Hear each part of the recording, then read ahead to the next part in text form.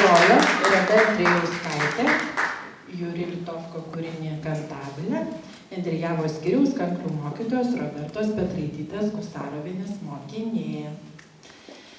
Na va, nuvingiavo kaip kapstatas koksai, nubangavo muziką. O ar atvažiuodami matėt kas nors kapstatą ežerą?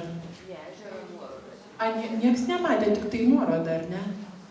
Nu, tai vienas iš 3, tu esi matęs kapstatą. Jo, tai vienas iš 3 Klaipėdos rajono ežerų ir yra kapstatas.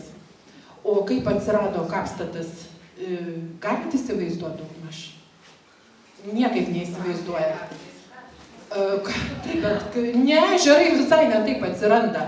Vienu žodžiu, žmonės grėbė lanką ir atėjo striukas, bukas, vokietukas, nuo prūsų ten.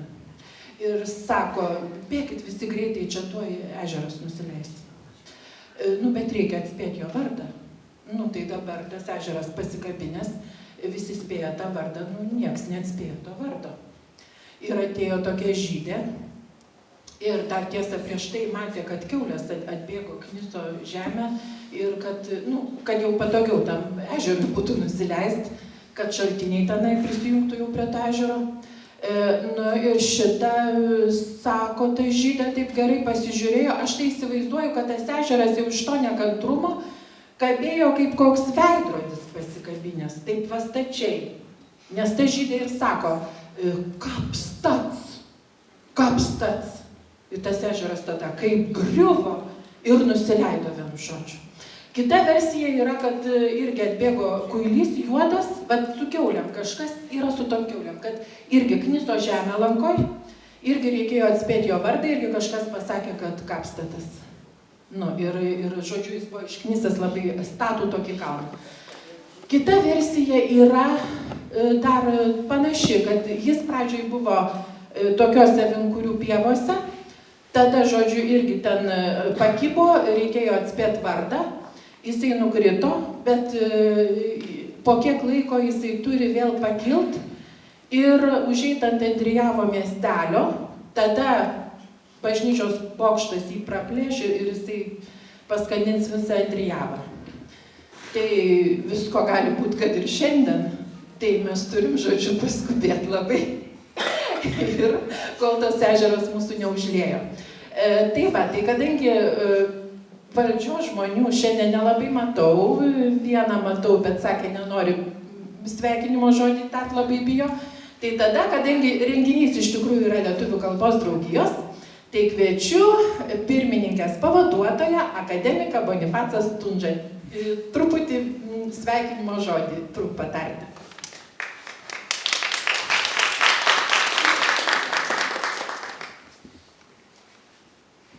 miela publika, aš norėčiau kalbėti daug, bet stengsiuosi kuo trumpiau. Atvykau čia kaip į ypatingą kraštą. Tai yra Bermudų trikampis. Veiviržėmių, Nemakščių, Endriejavo. Profesorius Girdenis, kai jis pasakodavo apie žemaičių tarmes, geriausias mūsų dialektologas, žemaitis, sakydavo, žemaičių plote yra tokių šnektų ypatingų. Švėkšnos, pavyzdžiui, kur yra brožų su Kupiškėnais artimų. Ir šitas trikampis, kur yra tokių dvibalsių vienbalsinimų, kurių galima aptikti tik Mažojoje Lietuvoje. Taigi tikrai tai ypatinga šnekta. Gaila, kad negalėjo atvykti mano kolegė, to šnektos atstovė, Birutė Jasiūnaitė. Na, bet ką darysi, turėjo kitų. Tai va, tai tikrai ypatingas kraštas, jūs gyvenate ypatingame krašte. Na, o lietuvių kalbos draugijos renginys yra skirtas Jurgio Talmanto 130-mečiui. Tai internetas išmeta apie Talmantą pirmą sakinį, tai nenuilstantis lietuvių kalbos riteris. Tai iš tikrųjų žmogus, kuriam rūpėjo kalba, jos kokybė, kuris vertė, kuris leido vadovėlius, kuris galų gale redagavo gimtąją kalbą, kuris vienas iš įkūrėjų lietuvių kalbos draugijos, apie jį sužinosite daugiau netrukus iš pranešimo. Ir antras įvykis tai yra kalbos draugijos kelerių metų darbo rezultatas. Iš tikrųjų buvo prakaituota gerokai, buvo gautas šioks toks finansavimas, labai menkas, bet žmonės dirbo, rašė, tai yra valstybinės kalbos šimtmečiui skirta knyga, straipsnių rinkinys. Yra tikrai straipsnių, kurios daugam bus įdomu paskaityti. Ir tą leidinį redagavo čia esanti Vilma Zubaitienė ir jos mokiniai, jeigu neklystu, Agnė. Iš pradžių pasirodė jis internete, bet kadangi dabar tokie laikai, kai internetas gali vienu metu staiga dingti, labai teisingas žingsnis išleisti bent 50 egzempliorių, taip sakant, kad galėtume į išliekamą į krepšį įsidėti, kai jau reiks evakuotis. Taigi, kad tikrai išliktų internetas, jeigu dings, tai liks štai šitas popierinis leidinys. Matot, kiek ilgai išlieka, štai čia Mišių knyga jau yra jau beveik 150 metų. Taip, 1900. Taip. Taigi sveikinu visus, visas, gal daugiau yra visų, bet visų, abi giminės apglėbė.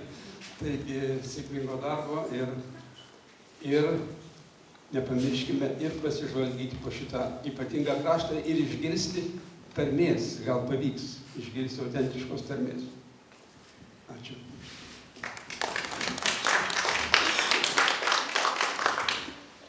Na tai ką, tai pirmiausia, pradėsiu aš. Turbūt, kad girdisi ir be mikrofono, taip? Tai geriau. Taip, geriau. Nes žiūrėk, ką pas mus. O gal Osvaldai nereikalingas mikrofonas? Būtų geriau su mikrofonu. Geriau su mikrofonu. Tada kažkaip žinau. Geriau būtų mikrofonu.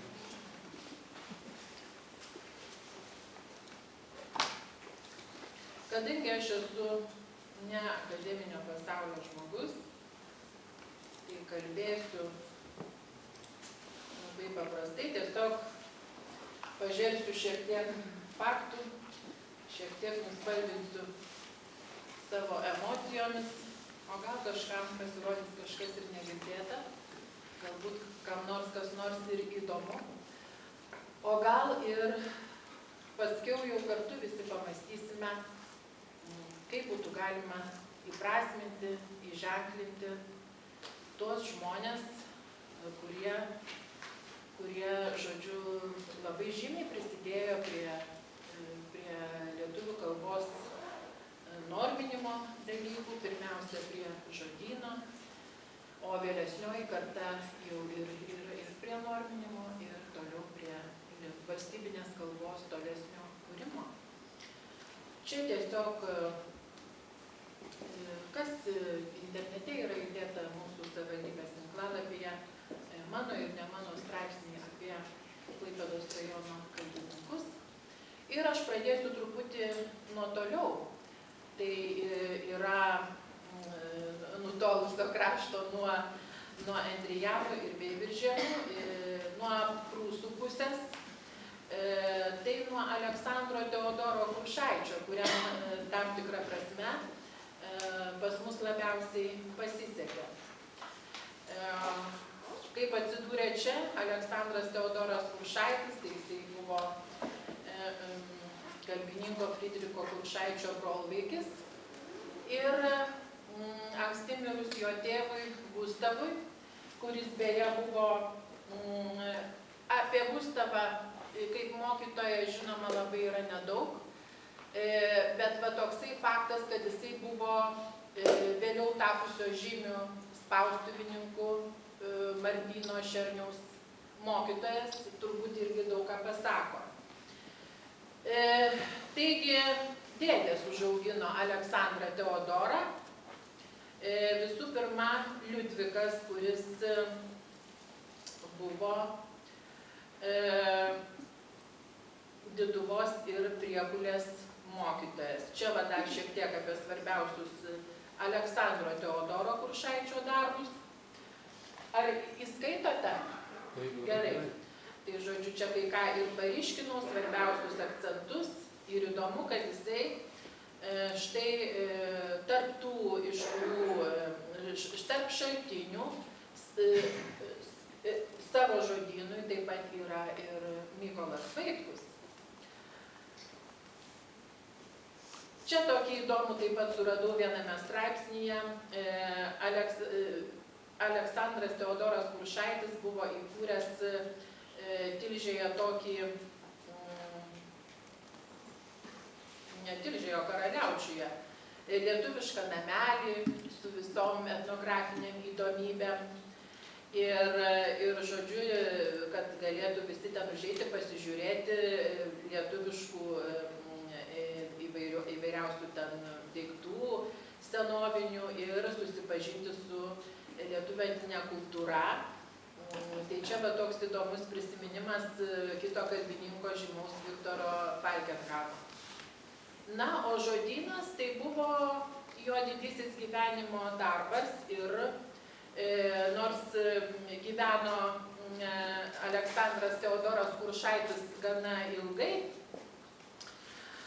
bet, žodžiu, irgi dar netgi nespėjo išleisti to žodyno, o baigė darbą Arminas Kuršaitis.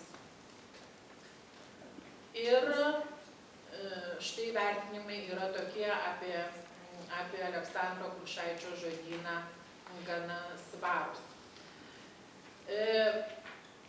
Mane labai padrąsino, aš kai ruošiausi šitam pranešimui irgi galvojau, ką aš turėčiau tokio originalaus pasakyti apie kalbininkus, juk aš neprieinu prie kokių nors archyvų ar panašiai, bet labai padrąsino ir tas, sakydama, kad Rita Urniežiūtė, sakydama, kad jeigu žmogus nerašytojas, tai dar nereiškia, kad nesvarbu yra jo aplinka, sakysim, jo šeima, giminė, nes iš viso to susideda juk tasai paveikslas iš tų istorinių trupinių, iš prisiminimų, iš įvairių nuotrupų, kuris ir dėliojasi į tą tokią istorinę mozaiką. Ir štai šitas namas, jisai tebestovi, čia aš seną nuotrauką įdėjau Pajėdaitės, bet aš tą namą esu mačiusi. Įdomus dalykas, kad šventvakariuose truputį trūksta tų žinių, jos yra gana fragmentiškos, bandžiau rankiotis, bet irgi gerai nesupratau, kodėl jis būdamas Priekulės mokytojų, Diduvos ir Priekulės, jisai turėjo namą šventvakariuose visai kitoj pusėje čionai. Nu, ne tiek toli, aišku, Priekulės, bet vis tiek šiek tiek jau nutolas kraštas ir tenai gyveno, vėliau ten atsidūrė ir Ieva Simonaitytė su motina keletą metų pragyveno. O šičia yra senatvėje, žodžiu, Aleksandras Kuršaitis gyveno krante dabartiniam Zelenogradske ir čia yra jo namas, štai ir atminimo lenta.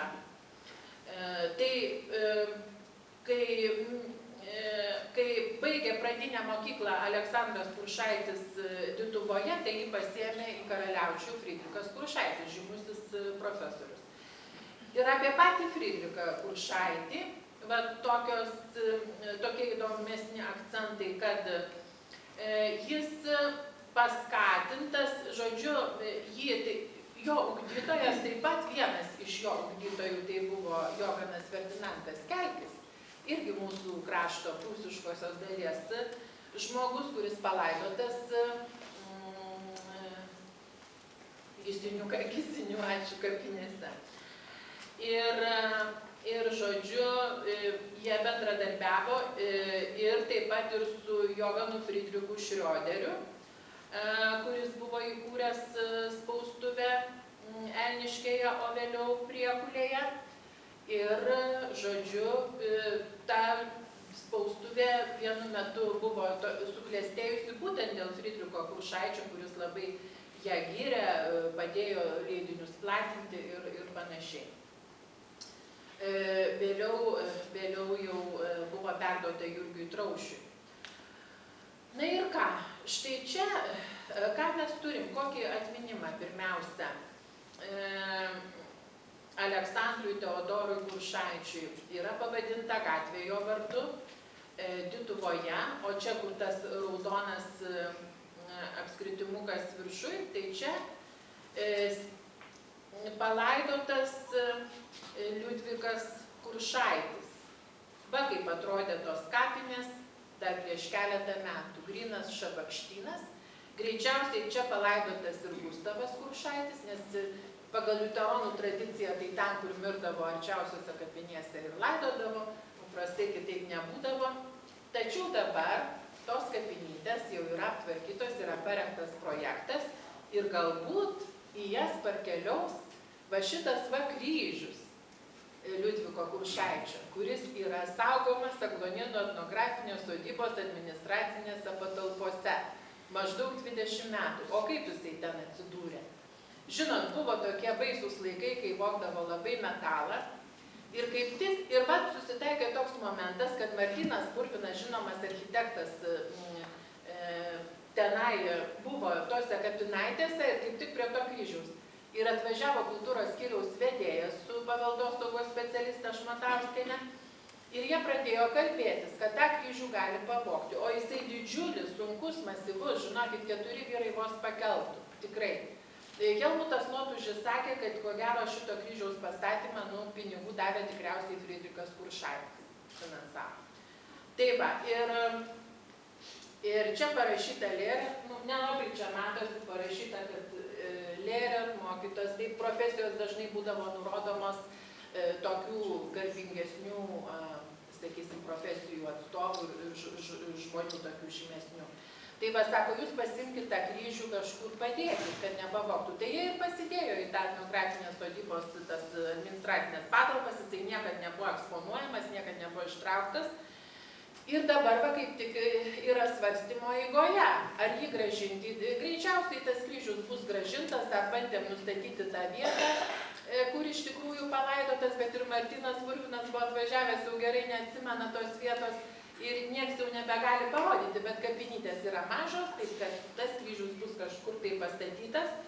Ir štai bus jau toksai atminimo ženklas, sakysime, Liudvikui Kuršaičiui, tuo pačiu ir Kuršaičiams.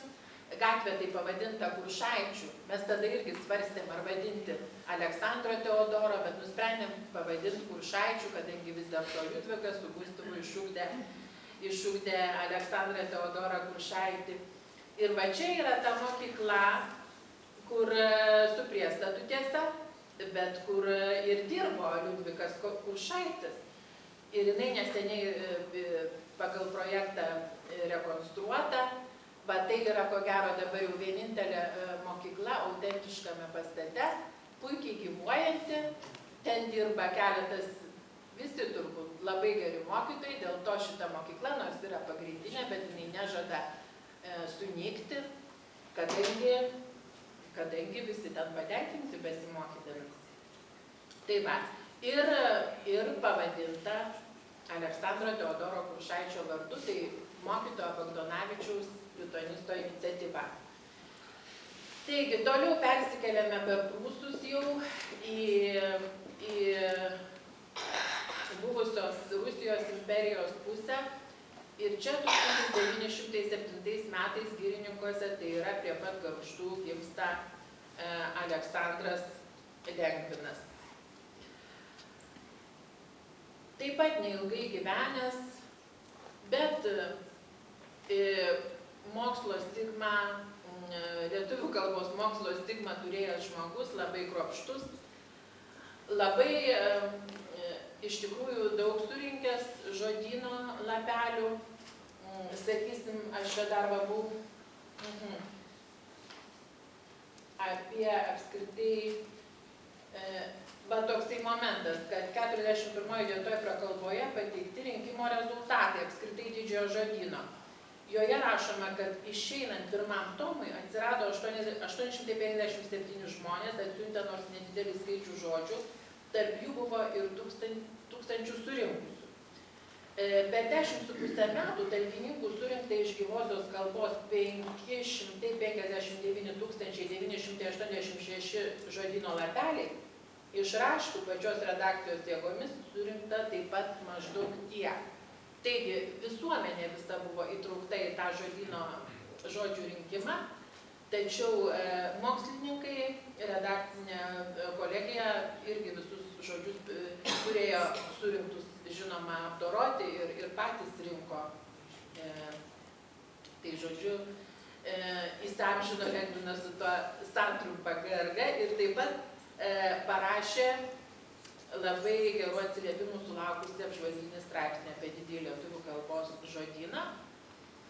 Ir rašė ir mokslinės publikacijas, ir žinoma, kad būtų daug nuveikęs, jeigu ne ankstyva mirtis, kuri jį ištiko, kaip ir kitą kalbininką Juozą Laboką, Alytaus Šilelio sanatorijoje.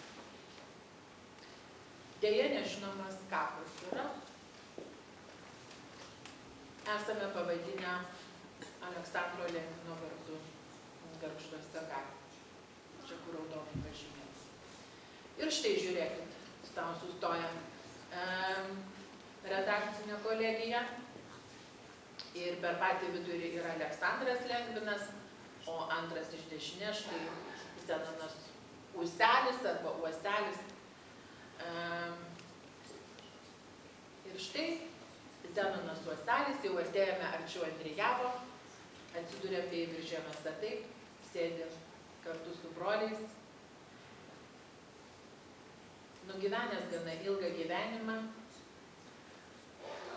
tačiau nes iš ilgamžių giminės ir kitaip negu kiti mūsų krašto kalbininkai, štai išvengęs represijų, atsidūręs Jungtinėse Amerikos valstijose.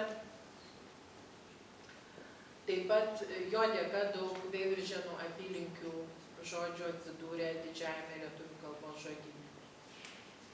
O čia sėdi visas patenkintas jo sūnėnas, Ričardas Padagas, ir iš tikrųjų labai smagu, kad jisai šitą knygą Useliškė, kur papasakojo apie savo sodybos istoriją, apie savo giminės istoriją, sudėjo labai daug gražių fotografijų, yra įdėta ir elektroninė versija šitos knygos mūsų savivaldybės tinklalapyje, parašė, įkvėptas būtent to, kad pamatęs va straipsnį Bangoje, kur buvo apie interviu su, ar straipsnis apie jo kitą tetą Adoliną Uselytę, kuri pasakojo taip pat apie Zenoną Uselį.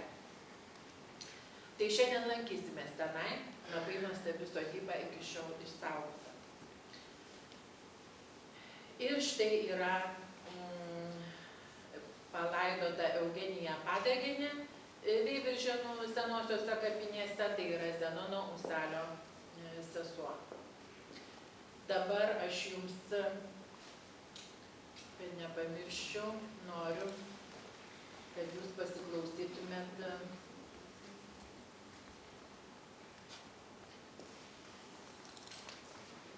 Pamatėt, bet paklausykit kažkaip.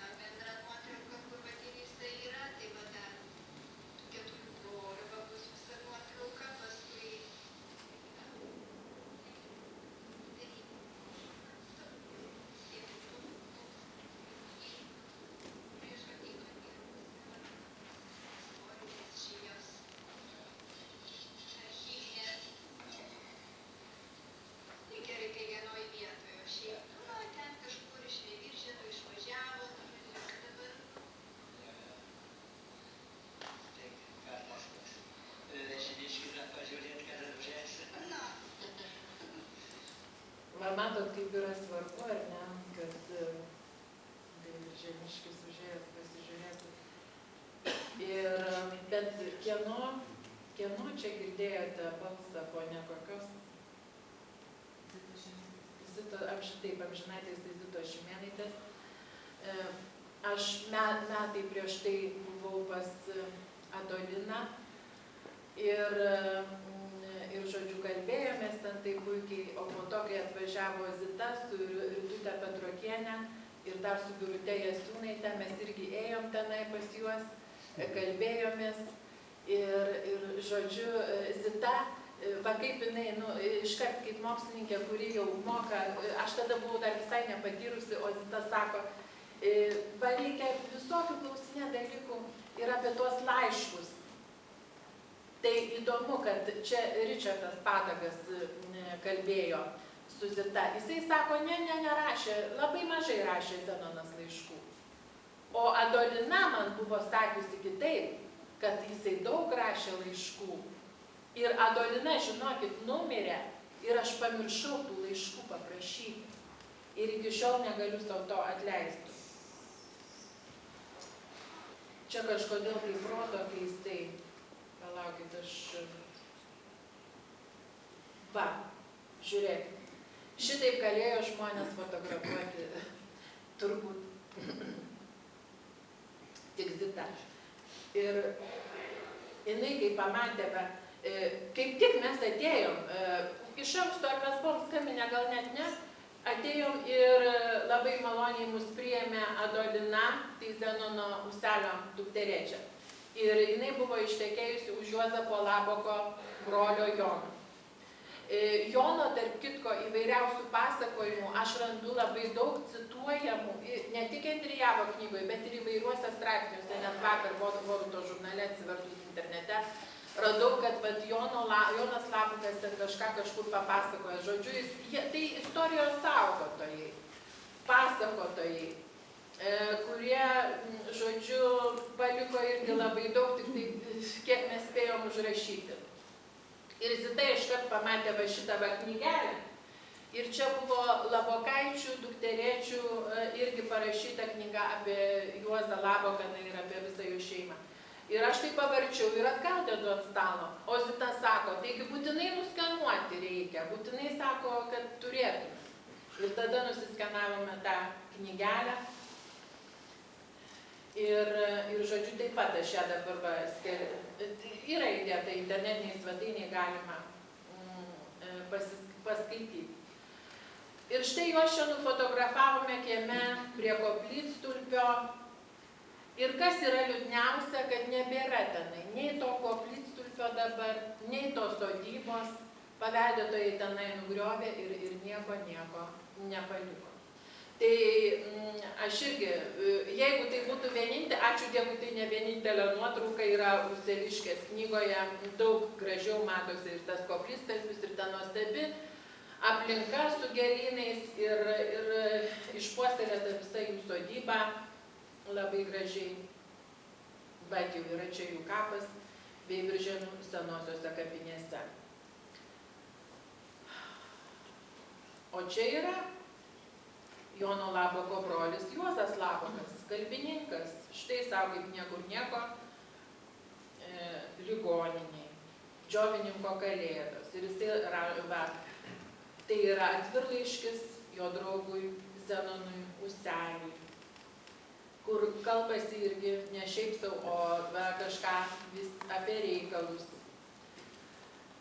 Ir Juozas Labakas ne tik ligoniniai gulėjo, bet ten ir dirbo. Ir buhalterių, ir administratorių. Ir, žodžiu, bendravo ten su partizanais. Aš radau, kad buvo statomi tokie priestatai tuo metu, kažkokie prie ligoninės atskiri tokie nameliai. Ir ten ateidavo partizanai, tai va, Juozas Labakas ten, su jais bendravo, žodžiu. Ir už tai jisai buvo suseptas ir NKVD labai žiauriai nužudytas, sumuštas taip, kad jo nepažino seselė ir viskas, ir jisai kitą dieną numirė, ir jisai čia kažkur, čia yra va ta ligoninė. Čia taip dar pagrindiniai faktai čia apie jo darbus. Tos knygos pavadinimas, vietoj paminklo Juozo Labako vadinasi taip. Ir čia yra Juozo Labako tėvo kapas Veiviržėnų senosiuose kapinėse, Julijona tai turbūt sesuo.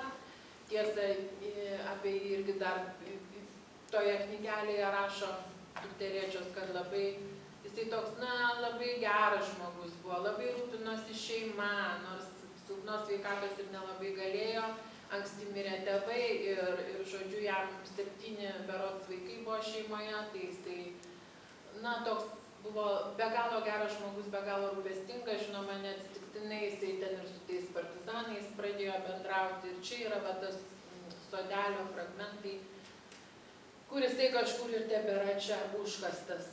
Tai va, aš manau, kad tokiais atvejais, kai neaišku, kur žmogus yra palaidotas, sakysim, tremty, žuvęs ar panašiai, apskritai, kai neaišku yra, kur jo kapas, arba to kapo neįmanoma atkurti, tai atminimui, man atrodo, tokiu atveju tikslinga būtų jo gimtųjų vietų kapinėse, sakysim, įrengti kokį nors, kenotafą prie artimųjų kapų. Čia va irgi dar to sodelio fragmentai. Ir esame vieną gatvę pavadinę šalia Veiviržėnų Juozo Labako vardu ir pačiuose Veiviržėnuose Zenono Uselio.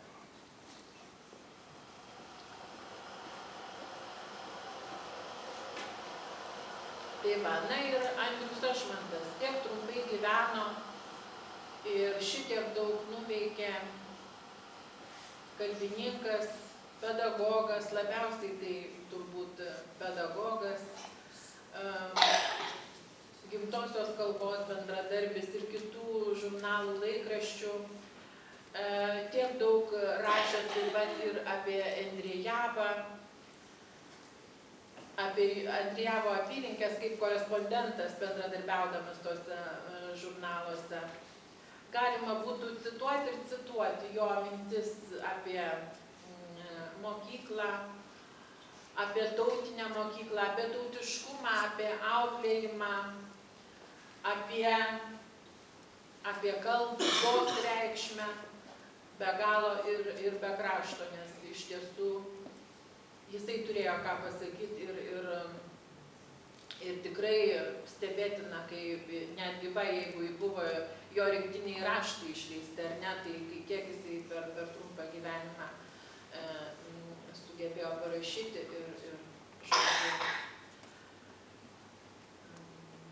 sąsajos su Talmantu štai yra, be abejo, kad jie bendravo, taip pat ir buvau radus, kad ir Juozas Labakas, jie visi čia tie kraštiečiai buvo pažįstami, nes žinoma, studijuodami jų pavykdavo ir susitikdavo bendruose renginiuose, bendruose gegužinėse, tiek Endrijave, tiek Veiviržėnuose, nes ir organizacijos tuo metu veikė stiprios daugiausia katalikiškos organizacijos, tai yra ateitininkai, vaikų tenai angelaičiai ir visokios kitos, aišku, ir šauliai, ir skautai, ir kiti. Apie tai nemažai galima rasti Endrijavo Valšiaus knygoje. Ir štai teko apsilankyti gimtojoje Andriaus Ašmanto sodyboje. Čia šiaip tokią citatą įrašiau.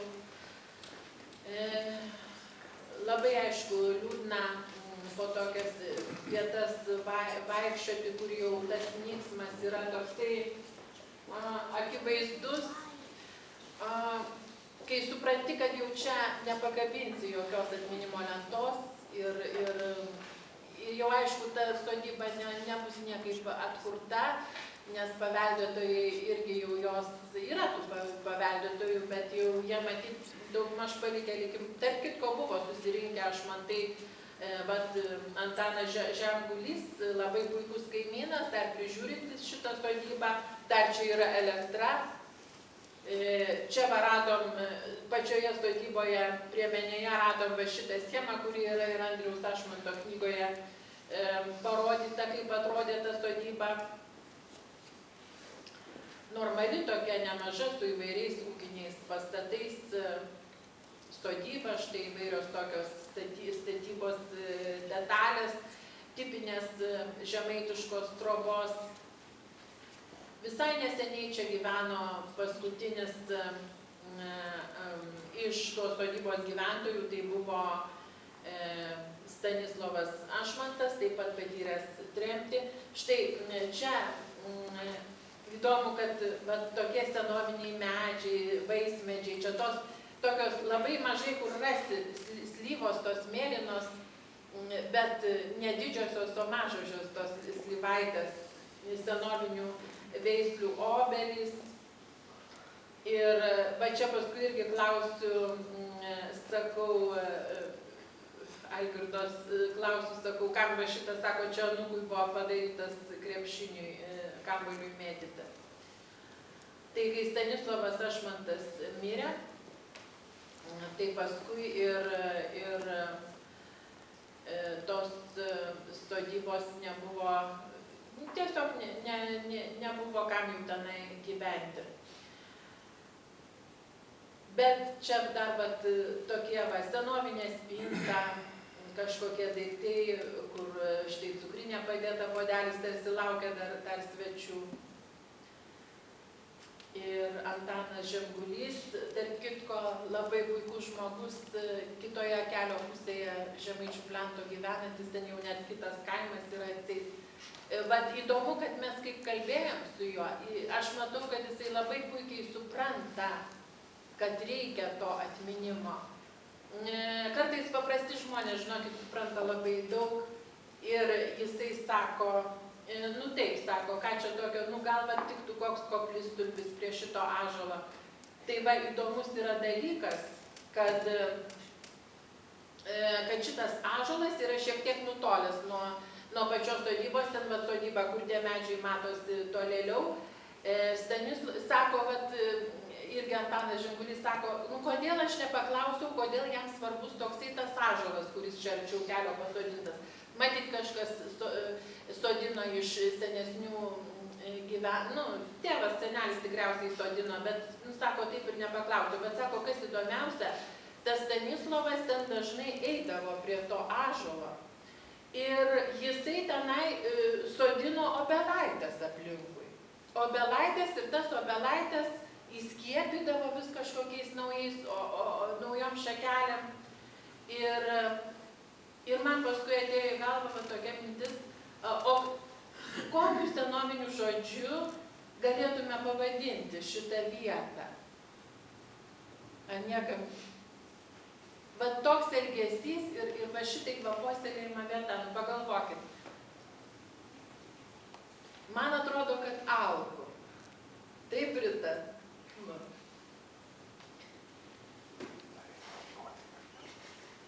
Taip, čia yra Stanislovas Ašmantas, tai yra vadinasi Sūnėnas.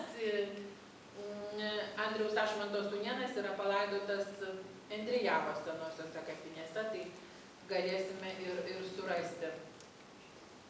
Ir dar va, alkas, bet kitas žodis, kuris man buvo svarbus atrastas per visas šitas paieškas, tai alkieris. Buvau girdėjusi šitą žodį, bet jo taip neįsidėmėjusi. Ir kas yra alkerius? Štai, alkerius, atsiprašau, bet yra alkerius, alkerius. Gyvenamosios trobos kambarys paprastai skirtas vienam kuriam šeimos nariui arba svečiui. Bet pavyzdžiui, Aukstoriškių šnektoje, tai irgi svečių mėgamasis, o Antanas Žemgulis, bet aš jam nesakiau kaip žodyne, aš jo paklausiau. Geresnis kambarys paprastai namo gale, kur buvo laikoma šeimos brangenybės, geresni tokie visokie daiktai. O Petro Jurkaus teta, Antanina, tai Petras Jurkus, tai žmogus, kuris yra gyvenęs Talmantų sodyboje, sako, kad ilgas kambarys, kur šarvodavo mirusiuosius. Tai va, kiek dar yra reikšmių, ar ne? Ir Endrijavo Valšiaus knygoje aš radau, galvoju, ir kur buvo ta sodyba Talmanto? Prie Kintrimų ribos, bet ten parašyta, galbūt neaišku kur, gal koks senesnis žmogus ir prisimintų. Ir man buvo tokia nuojauta, kad vis dėlto aš galiu surasti tą vietą. Nes ne pirmą kartą ieškau net jau ne sodybų, net ne pamatų, o vietų, kur tas buvo. Nes kažkodėl man pačiai tai yra svarbu. Ir dar dėl to, kad aš pagalvojau, čia kai kalbėjome apie atminimo įamžinimą, bet ir su Endrijavo seniūnu Sauliumi, tai sakom, gal ten būtų galima pastatyti, irgi kokį atminimo ženklą, ar tai akmenį, ar koplytstulpį, ar panašiai. Bet ko gero, kad jau ne, kadangi mes ten net iki galo normaliai neprivažiavome, ten jau nebėra jokių šitą keliuko, per pievas tiesiog. Ir štai buvusi Endrijavos seniūnė Laimutė Šunokienė, ačiū labai jai, padėjo man surasti žmogų, kuris gyveno toje sodyboje po to, kai Jurgis Talmantas iš ten išsikėlė kartu su savo mama jau irgi, o tėvas buvo anksčiau miręs, bet taip ir nesužinojau konkrečiai kada. Tai aš Petrui labai šnekorius pasakorius, tas žmogus daug man pripasakojo. Ir jį nureguliavau, sakau, tai dabar Petrai stokitės, kad jūsų galva būtų taip, kad ten būtų ta sodybos vieta, tai va jo galva ir yra ties ta vieta, kur ta sodyba yra. O iš tikrųjų ten jau šiaip nėra nieko. Ir aš žinokit, pamiršau, kad norėjau dar jums duoti pasiklausyti Adolinos įrašo. Vieno svarbaus, būtinai turim jį pasiklausyti. Buvau surinkęs tų žodžių, grėts mums buvo Veviešėnus, kai jau rusai artėjai, tai jis parvežvestus į Veviešėns. Ten grėtė, bus grėtis beveik užkalė, tokius didelis tiežis visi tik portelių buvo pridėts.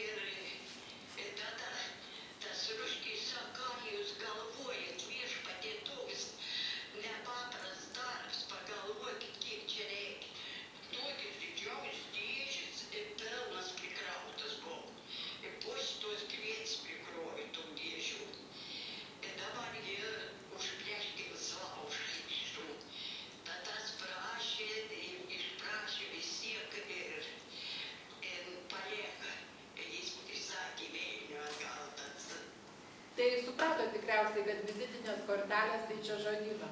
Kortelės, kurių buvo prikrauta pusė klėtis. O tai va, buvau pamiršus šitą, o dabar va, Petras Jurkus truputį čia pasakoja apie Dalmantinę.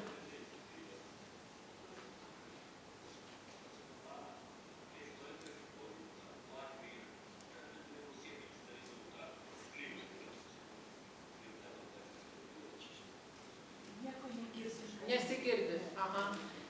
Nesigirdi. Žodžiu, pasakoja Petras Jurkus, kad tas namas, kai jie jau tenai apsigyveno, buvo toksai labai nusenęs, nuvargęs, kad ten buvo atplėšę tapetus ir sako, oi, čia blakių pilna, o ten iš tikrųjų su linų sėmenim, su tais klijais iš linų sėmenų buvo klijuoti tie tapetai.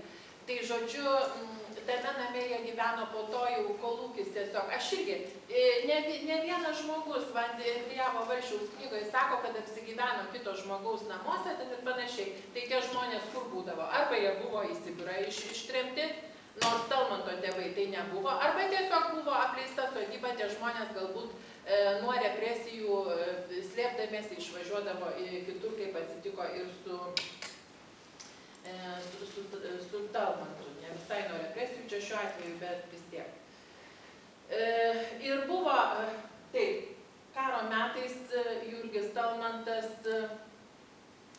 buvo grįžęs trumpai su šeima į gimtinę ir mokyklėlę tokia buvo įsteigęs, tačiau labai trumpai nukrito tenai bomba ir vienu žodžiu jie su visa ta mokykla likvidavosi tik apie porą mėnesių. Čia tiesiog Stančaičių laukai, kai mes važiavom su Petru Jurkiu, tai jis sako, va čia tokia sodyba, čia tokia sodyba, čia tokia sodyba buvo, jisai dar prisiminė. Buvo ir žinoji tokia Sungailinė, Sungailų šeimos sodyba, kur partizanai slėpdavosi. Čia apskritai yra knygnešių ir partizanų kraštas, tai savaime. Na ir čia šiaip tokios kapinaitės, irgi Jurkus sakė, kad labai daug sunaikino kapų prieš čia keletą dešimtmečių ir jeigu vienas kitas kryžius tik tai liko, tai va neaišku, kur ir Jurgio Talmanto tėvas palaidotas, galbūt vienose tiesiog 3 Stančaičiuose yra kapinaitės, tai keliose ir kažkuriuose iš jų. Taigi va, Jurgis Talmantas su savo vaikais ir su savo darbais, keletą jo išverstų knygų čia irgi turime parodėlėje ir žinoma tokia plačiašakė asmenybė ir vertėjas, ir pedagogas, redaktorius. Labai įdomiai Kazys Grikšas pasakoja savo prisiminimuose, kuri taip pat yra Valšiaus knygoje, visokių tokių įdomių detalių, kad atvažiuodavo štai, juk jie labai su Turausku, Edvardu Turausku diplomatu ir Eltos vadovų buvo artimi nuo studijų laikų, grįždavo vasarom, organizuodavo visokiausius vaidinimus, kai studentai buvo, paskui jau šiaip atvažiuodavo ir Talmantas tai ir su automobiliu. Čia va irgi prisiminimas apie vaidinimus ir štai jo kapas yra Kauno Petrašiūnų kapinėse kartu su žmona ir mama. Ir štai Antanas Ruškys mini Jurgį Talmantą. Antanas Ruškys tai šio krašto rezistentas, politinis kalinys, parašęs irgi knygų, mini Jurgį Talmantą tarp pačių žymiausių Lietuvos žmonių. O čia prie Šalpės, vad įdomu, čia irgi yra toks koplytėlių, kryžių kraštas ir tolimas giminaitis dar tarpukariu įkūręs tokį koplytėlių, kaip mažasis koplytėlių kalnelis, kur galima tiesiog pasėdėti, pamastyti apie šio krašto, apie šį kraštą ir žmonės. Tai va. Tokie mano išgyvenimai susiję su klajonėmis, beieškant pėdsakų Jurgio Talmanto ir Andriaus Ašmanto ir kitų dabar kas dar pakankliuos mums. Justina, prašau. Ir tada ruošiasi Egidijus Ūksas.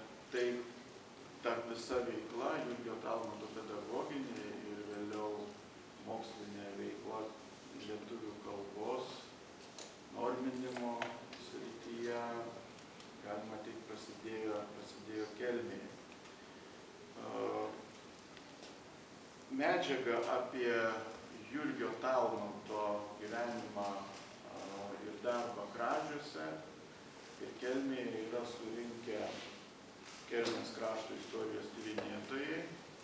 Tai Idalija Stankienė Klimaitė, Vaclovas Rimkus ir šią savaitę amžinybę iškeliavęs Edvardas Dirmeikis. Idalija Stankienė, jinai yra paruošus prieš keletą dešimtmečių iš turimos medžiagos, kiek jos buvo įmanoma surinkti iš tuo metu prie jai prieinamų šaltinių, tai yra aplankas Kelmės Žemaitės viešosios bibliotekos kraštotyros skyriuje. Na, o Vaclovas Rimkus ir Edvardas Dirmeikis, jie rinko medžiagą, ją publikavo įvairiuose leidiniuose ir periodinėje spaudoje apie Kelmės progimnazijos istoriją ir Kražių gimnazijos istoriją. Ir ten tarp tų veiklos, tų mokyklų veiklos momentų, etapų yra paminėta ir Jurgio Talmanto pavardė. Kaip dabar Jurgis Talmantas, būdamas 20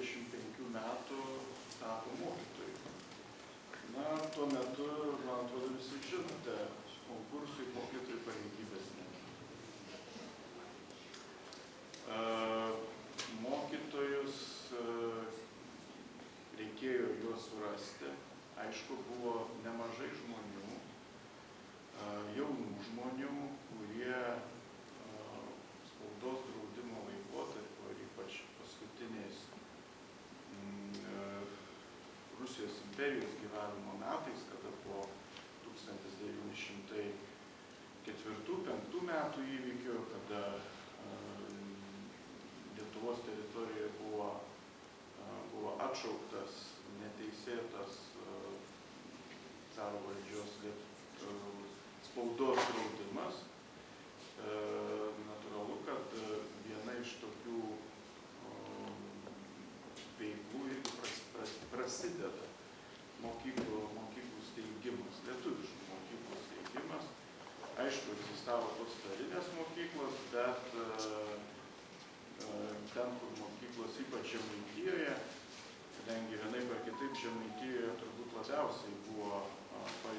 labiausiai jautėsi tas spaudos draudimo spaudimas, todėl kad iš Užnemunės taigi keliavo visa lietuviška spauda, visas tas platinimas, na aišku, čia istorikai turbūt pasakytų gal, kad čia ir kontrabandininkai savo laiku prisidėjo prie viso šito, buvo toksai etapas, bet tas spaudimas Žemaitijoje, jisai buvo gana ryškus ir aišku, kada jau atlaisvėjus kažkiek, vadinkime, tą politiką, nes jinai šiek tiek keitėsi. Carinė administracija vis dėlto suprato, kad spausti toliau tai neįmanoma, nes tai yra nuteikia žmonės prieš caro valdžią. Yra žinoma, pavyzdžiui, Kelmės istorijoje, pačioj Kelmė toksai vienas atvejis, kad buvo valdiška carinė pradžios mokykla, ten aišku buvo rusas mokytojas, tai kaip tą mokytoją išprašė. Tai paprasčiausiai susirinko miestiečiai, lietuviai, kiekviškai katalikai, vieną dieną sukrovė to mokytojo daiktus ir jį, kaip sakant, liepė važiuoti iš čia.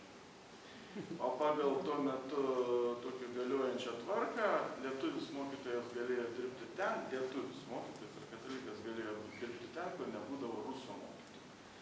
Na tai va, čia tie tokie pavyzdžiai, jie vienur kitur pasikartodavo. Na ir kada 1919 metais, jau po nepriklausomybės paskelbimo, Lietuvos švietimo ministerija, tuo metu švietimo ministru buvo Martynas Ykšas, žinoma pavardė, iš karto vienas iš pirmųjų darbų buvo organizuoti lietuvišką švietimo sistemą. Tai tame ministro įsakyme, toksai kaip tas įsakymas skambėjo kaip kreipimasis, tai nebuvo toksai kaip, dabar žinote, norminiai aktai, lydintis visą tą biurokratiją įsijungia ir paskui nuo pradinės idėjos, kai prasideda įgyvendinimas, tai nebeaišku, ko nori. Štai kodėl ta Lietuvos švietimo sistema yra bloga. Kreipėsi į draugijas, apskritai į žmonės, kad jeigu yra draugijos, jeigu turi iniciatyvą, jos gali steigti mokyklas. Na ir 1919 metais buvo gautas leidimas ir Gražiuose buvo įsteigta ankstesnioji vadinamoji mokykla, kuri vėliau virto katalikišką Žiburio gimnaziją ir jai buvo pradėta ieškoti mokytojų. Tos pirmosios Gražių gimnazijos direktoriumi buvo tikrai neeilinė asmenybė, kunigas Jurgis Karpikas, žymų Žemaitijos kunigas. Ir aišku, tos Jurgis Talmantas, jisai buvo pakviestas dirbti į Gražių gimnaziją. Kaip dabar Jurgis Talmantas atsidūrė Gražių gimnazijoje? Tai nemažai mokytojų, kurie pradėjo dirbti Žemaitijos gimnazijose, jie mokėsi savo laiku, kaip ir Jurgis Talmantas mokėsi Telšių gimnazijoje ir Palangos progimnazijoje. Jurgis Talmantas mokėsi. Ir ten Jurgis Talmantas, jisai įsijungė į visuomeninę, gimnazistas visuomeninę veiklą, dalyvavo Telšių gimnazijos aušrininkų kuopelės veikloje, paskui 1910 metais kunigas Mykolas Vaitkui įsteigus katalikiško lietuvių jaunimo būrelį įsitraukė jo veiklą. Na ir spausdinti savo publikacijas laikraščiuose Tėvynės sargas, Lietuvos aidas. Spausdinosi tuo metu galbūt buvo toks įprastas dalykas, slapyvardžiais pasivadindavo. Pavyzdžiui, slapyvardis buvo Rokiškių Ragutis. Tai tie slapyvardžiai lietuvių, sakytų, publicistų tarpe, tai buvo taip jau galbūt net nerašyta tradicija tapusi. Man atrodo, jūs žinote, lietuvių išeivijos visa įmanoma spauda yra dabar suskaitmeninta, yra paskelbtas toks viešai prieinamas archyvas, jisai internete galima rasti spauda.org. Ir ten, jeigu pavartytume 19 amžiaus pradžios išeivijoje leistus lietuvių laikraščius, tai labai dažnai korespondencija netgi į Jungtines Amerikos valstijas ateidavo ne vardu pavardė, o ateidavo, žinote, arba inicialai kažkokie, arba slapyvardžiai. Iš Kelmės vienas toks reportažas skundžia tenai apie organizuojamus Viršaičio rinkimus, kaip ten kandidatai girdo ten vieni kitus, o vienas yra doras, ir tai pasirašo su slapyvardžiu Dilgė. Labai įdomus slapyvardis Dilgė. Tai Talmantas taip pat skelbėsi ne vardu pavardė, o slapyvardžiu. Na ir tie ryšiai, jo veikla ateitininkų, aušrininkų kuopelės veikloje, turbūt buvo pati geriausia rekomendacija pakviesti jį dirbti į Kražių gimnaziją. Tai Kražiuose Žiburio gimnazijos tikslas, kadangi ta draugija Žiburio buvo įsteigta 1906 metais. Jinai buvo katalikiška Lietuvos šviesuomenės draugija. Ir jos tikslas buvo platinti švietimą tarp lietuvių katalikų, mokyti jos puoselėti gimtąją kalbą ir katalikų tikėjimą. Na ir iš pradžių toje gimnazijoje buvo nuspręsta atidaryti tik 2 klases, bet kadangi susirinko labai daug vaikų, tai aišku, pirmiausia, buvo nuspręsta patikrinti jų gebėjimus, ar jie tinka mokyti, žinot, kaip į muzikos mokyklą ateina, patikrina klausą. Klausa, ar turi, ar orientuojasi, ar skiria natas, o ne tai, ar kurią natą, kurie klavišą mokytojas paspaudė. Tai tos kursus paaiškėjo, kad ne visi moksleiviai pasiruošę, buvo organizuoti specialūs vasaros kursai mokiniams, kad jie galėtų bent pasiruošti, įgyti žinių, kažkokių gebėjimų, kad galėtų mokytis toje progimnazijoje. Na ir be Talmanto ir be direktoriaus Jurgio Galdiko dar dirbo tokie Salomėja Dzidzikauskaitė, Davidonienė. Na ir Jurgis Talmantas Kražiuose, jisai dirbo 1921-22 metais, dirbo lietuvių kalbos ir literatūros mokytoju, bet jam taip pat teko mokyti istorijos, aritmetikos, piešimo ir kūno kultūros. Vėliau buvo paskirtas į direktoriaus pavaduotojo pareigas.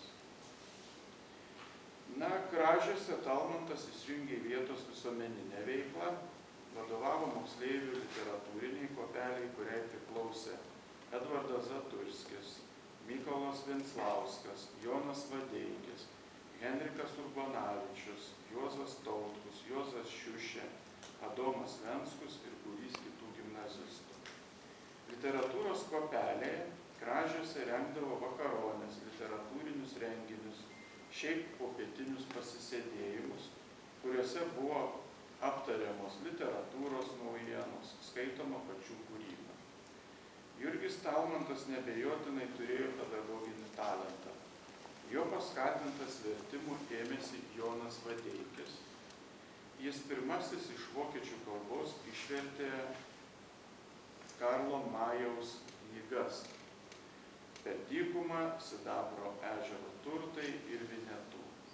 1909 1994 metais Kelmės krašto muziejuje atidaryta iki šiol veikianti Šiaurės Amerikos indėnų etnografijos ekspozicija, kurioje pateikta informacija yra apie vertėją Joną Vadeikį ir rašytoją Karlą Marių. Kitas Kražių literatūrinės kuopelės narys Mykolas Venclauskas pradėjo rašyti eiles, jas skelbti tuometinėje spaudoje. Vėliau pasuko į dramaturgiją, jo pjesės statė Valstybės teatras. Apie mokytoją, apie jo gabumus, gebėjimus turbūt geriausiai liudija jo mokiniai, o ne kvalifikacinį laipsnį. Kražių gimnazijoje Jurgis Talmantas dirbo iki 1922 metų. Po tėvo mirties turėjo grįžti į tėviškę ir perimti ūkio reikalus. Na, o 1923 metais Jurgis Talmantas prašo Švietimo ministerijos leidimo dirbti mokytoju ir ministerijos buvo paskirtas dirbti į 1921 metais atsidariusią Kelmės progimnaziją. Kelmės progimnazija taip pat buvo įkurta draugijos, Kelmės švietimo draugijos iniciatyva, kurioje tuo metu susikūrė patys tokie, linkime, garbiausi kelmiškiai. Nemaža dalis jų buvo bajoriškos kilmės ir tarp jų buvo ir nemažai įvairių tikybų, kadangi Kelmė buvo toksai įvairiatautis, daugiakonfesinis miestelis. Tuo metu progimnazijos direktoriumi buvo evangelikų reformatų kunigas profesorius Konstantinas Kurnatauskas.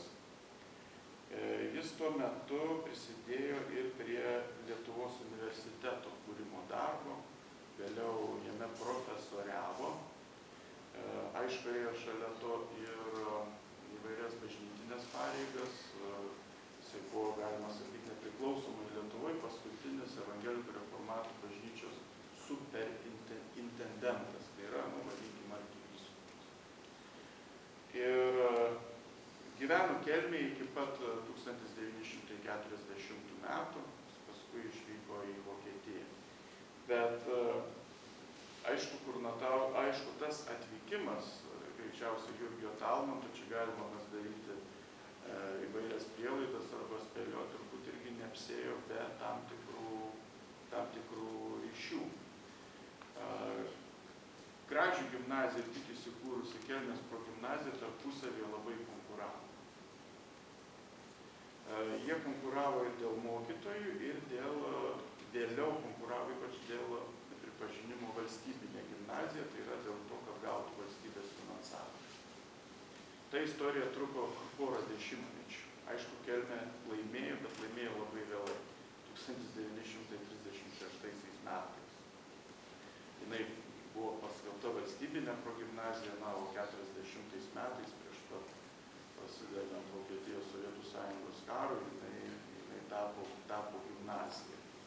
Na ir natūralu, kad Kurnatauskas, jam jo tokia misija buvo ieškoti mokytojų. Ir čia, aišku, tos rekomendacijos, kurios ateina paskirimo, turbūt tie ryšiai galbūt ir su Kaune esančiais ministerijos žmonėmis, kurių turbūt irgi Martynas Yčas jau nebebuvo ministras, bet turbūt vienaip ar kitaip surinkti tuos žmonės taip pat padėjo. Na, galima sakyti, vienas iš progimnazijoje dirbusio mokytojų, tai Jonas Greičiūnas, tai jis taip pat poetas, jis vėliau tapo Eltos direktoriumi. Tai taip pat rodo, sakykime, tas požiūris galbūt į mokytojus, kokius atrinkdavo tos gimnazijos, buvo labai svarbus, kad asmenybė svarbiausia. Nes jos taip suprasdavo, kad asmenybė ugdo žmogų, pilietį. Ir jeigu apie Kurnatauską, tai jam kalbos darbas buvo taip pat nesvetimas. Jis buvo žinomas poliglotas. Žinoma, kad mokėjo 9 kalbas. Ir yra pradingęs tas veikalas. Jisai parašė 1927 metais. Jis be abejo tobulai turbūt mokėjo senąją hebrajų kalbą. Jisai parašė lietuvių hebrajų kalbos vadovėlį. Tas vadovėlis yra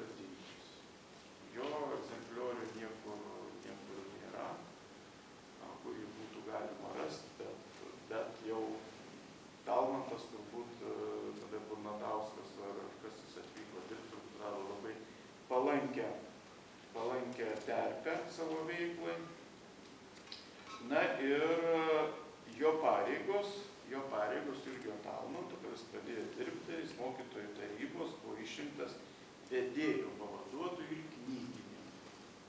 Tai buvo atsakingas už mokyklos biblioteką. Progimnazija įsikūrė iš tikrųjų, tas pastatas yra išlikęs buvusiame šalia dvaro, Kelmės dvaro esančiame Bravo pastate. Tai šalia tenai nedidelė tokia aikštelė buvo, ten toksai kaip stadionas yra. Na ir jeigu jisai knygininkas, tai natūralu, kad galbūt ieškodamas ar literatūros, šalia Kelmės dvare išlikusiuose vartuose buvo likusi nemaža turtinga Gruževskių biblioteka. Greičiausiai jisai, jeigu ir ten ieškojo. Aišku, didžioji dalis tos Gruževskių bibliotekos savo laiku buvo padovanota Vrublevskiams ir būtent tos bibliotekos, Gruževskių bibliotekos didžioji dalis tapo vėliau Vrublevskių bibliotekos kūrimo tokia kaip ir pradžia. 1924 metais sausio 2 dieną švietimo skyrius prie Kelmės vartotojų bendrovės prašė švietimo ministerijos leisti Kelmės progimnazijai vystytis jau į 8 klasių komercinę mokyklą, kasmet atidarant po 1 klasę. Draugijos nariai ministerija bandė įtikinti, duodami pažadą duoti lėšų tokiai mokyklai įrengti. Raštą ministerijai pasirašė skyriaus pirmininkas Petras Bajerčius, sekretorius Jurgis Talmantas, nariai Jonas Rudavičius ir Eugenija Gasiūnienė. Dirbant Kelmėje pasirodė Jurgio Talmanto pirmieji vertimo darbai. 1923 metais išvertė Antono Čechovo dramą Vyšnių sodas. Žinome, kad tais pačiais metais ir Balys Sruoga išvertė 3 seseris. Ir iš vokiečių kalbos į lietuvių kalbą išvertė Gerhardo Hauptmano 4 veiksmų komediją Vetrinos. Abu vertimai 1923 metais buvo išleisti Kaune. Kelmėje jis sutiko savo gyvenimo meilę. Vedė buvusią savo mokinę, kelmiškę Feliciją Murskutę. Reikėtų archyvuose paieškoti Kelmės parapijos santokų metrikų knygos. Gal ten yra įrašas, o gal nėra žinoma iš tikrųjų, kur buvo tuoktas. Gal reikėtų čia, nes faktai tie, kurie surinkti, Edvardo Dirmeikio ir Vaclovo Rimkaus, tai fiksuoja tokį. Vedė savo buvusią mokinį. Na ir Jurgio Talmanto gyvenimo etapas Kelmėje baigėsi 1924 metais, kai jis pradėjo studijuoti Lietuvos universitete Kaune. Ačiū už dėmesį.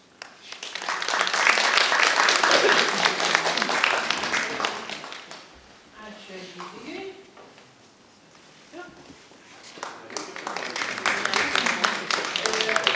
Ar dabar darome šitą kavos pertrauką, ar darome vienu pranešimu? Darome? Gerai, tada darome kavos pertrauką. Prašom.